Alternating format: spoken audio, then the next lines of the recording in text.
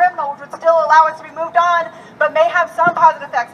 It may be that the bill will be heard with testimony today, but that the vote will be laid off for another week. There's all sorts of open possibilities right now that we don't know, because these folks in this Capitol are running around trying to fight this bill right now.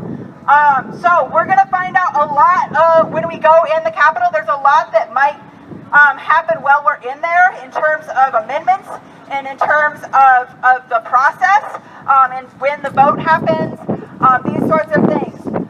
That all said, the bottom line is we are here to testify for the Right to Rest Act. We are here to tell those committee members why they need to pass the Right to Rest Act. So we need to have everybody's story.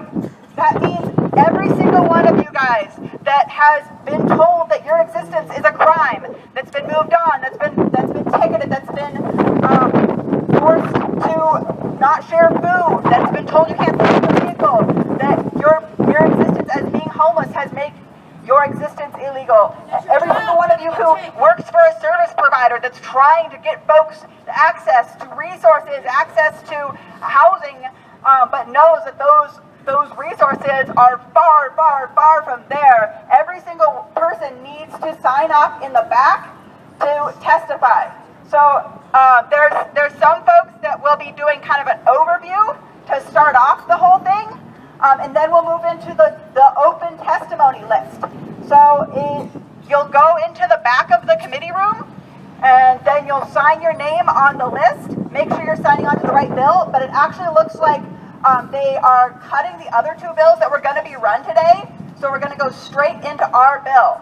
It looks like there's not any bills ahead of us. We're going to go straight into our bill, which means that when we go into room 271 on the second floor of the Capitol, you'll go straight to the back if you're going to testify and put your name on that list.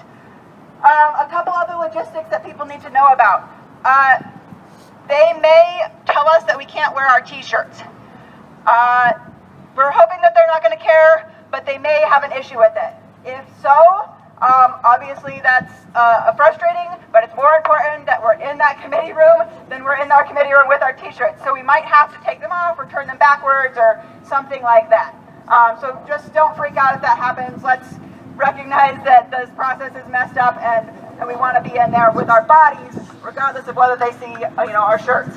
Another thing that's important to remember is that, we are mad as hell at these committee members. In particular, some of them have been stringing us along for a year, telling us they're wishy-washy and then saying they will not take any amendments. Well, we are mad as hell about these things.